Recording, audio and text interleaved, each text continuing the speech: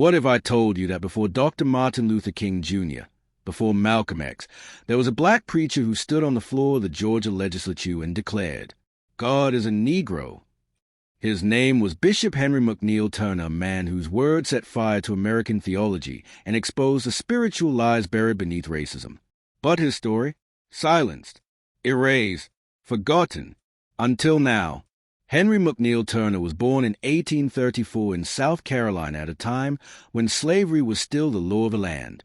But even in chains, he refused to be confined.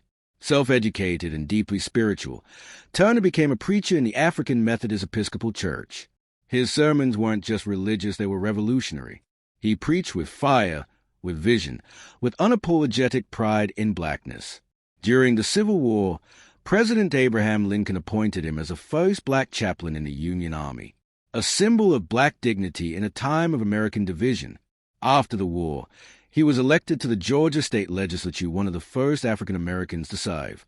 But white lawmakers expelled him simply for being black. And that was just the beginning. In 1898, Bishop Turner made a bold declaration that sent shockwaves through America's churches. God is a Negro. Turner wasn't saying God had skin. He was saying something deeper. In a world where whiteness was seen as divine and blackness as cursed, Turner was reclaiming the sacred. He was telling black people, "You are not a mistake. Your image bears the divine. You are holy." In one sentence, he tore down white supremacy and rebuilt a theology of black power. Mainstream churches called him heretical. Newspapers mocked him. White pastors labeled him dangerous. And history tried to erase him. Turner didn't stop with theology. He became one of the first voices to say, "Maybe America isn't our home." He believed the U.S. would never truly embrace black freedom and began advocating for emigration to Africa decades before Marcus Garvey. He was ridiculed for it, called an extremist. But was he wrong? Today, his calls for black autonomy and spiritual reclamation sound prophetic. He saw what others refused to the soul of a nation addicted to supremacy. While others asked for a seat at the table, Turner said, "We can build our own table, on our own land, in our own image." So why don't we learn about Bishop Turner in school? Why isn't his name shouted in the same breath as MLK, Malcolm, or Frederick Douglass? Because his truth was too inconvenient, too fiery, too unapologetically black. Turner didn't want approval from white institutions.